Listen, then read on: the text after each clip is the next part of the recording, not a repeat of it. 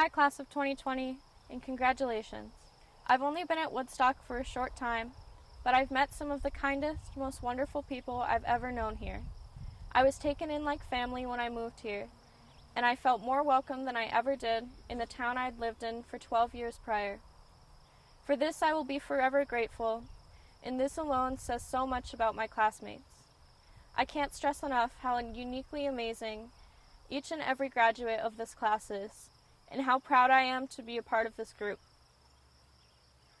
I don't need to convince you about the tragedies we are facing as a generation.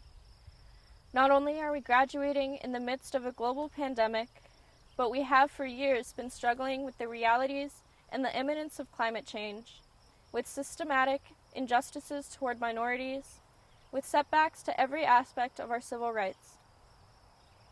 We face these tragedies at a global scale now, at a scale we are mentally unable to process.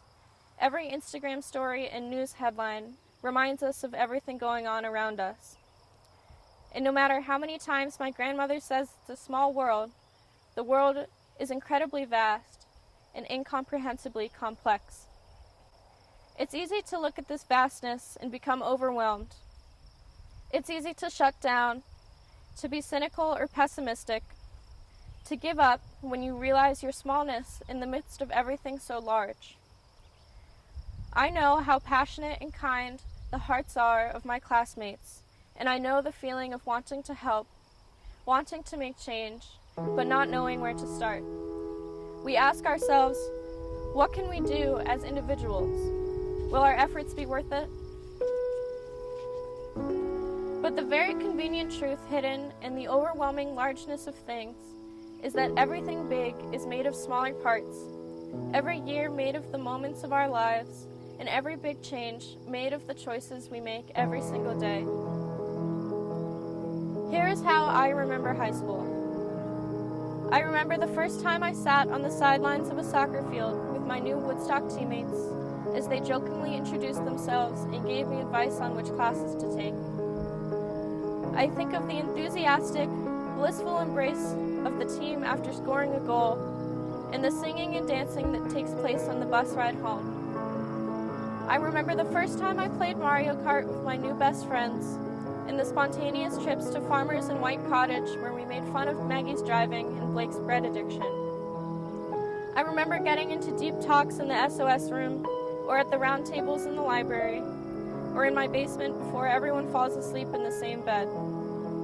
I think about night hikes and ice cream after the AP tests, and busy nights serving pad thai and rice soup. Of running up Rose Hill, searching for salamanders at Marsh Billings, biking to school and regretting it.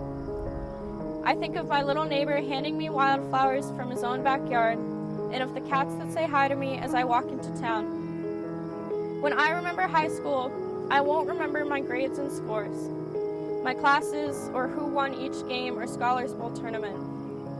What I will remember are these little moments where I felt love from my friends and family and my community, the times I got to express my love for them.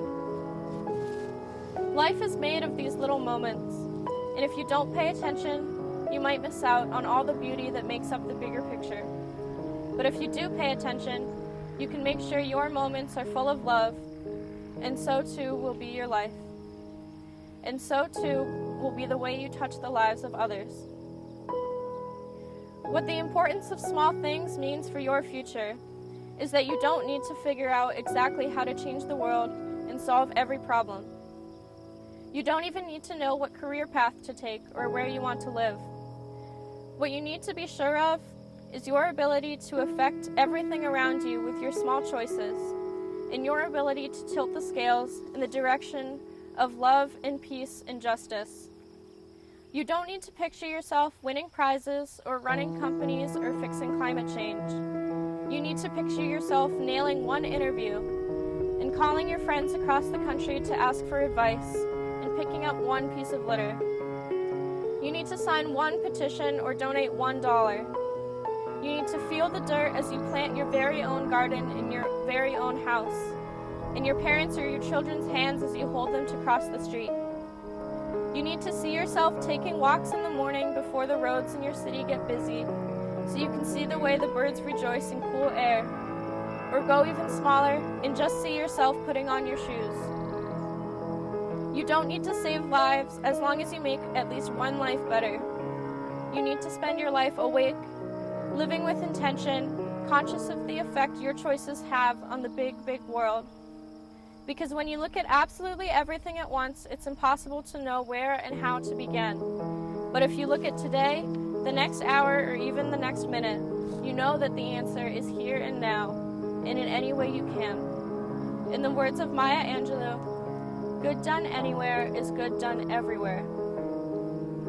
As we look forward and around us, it's so easy to feel overwhelmed and burdened by everything we are tasked with as a generation to fix, even in our own lives and even right now. But there is so much power in remembering the weight of what we do in our little days and our little lives. Suddenly, nothing is impossible, and really, nothing ever was. I have so much faith in my friends in the class of 2020 because I have seen firsthand the way they welcome and love, the way they work hard and have fun, the way they can always make the best of any situation. Don't ever forget the moments you've spent here, even if as you live 1,000 more. Whatever you do with your life, I am positive it will be filled with love and passion and a desire to make the world a better place. I am proud and honored to congratulate you on this incredible achievement and to remind you that each minute you spend in love and joy is worth it. Thank you and congratulations.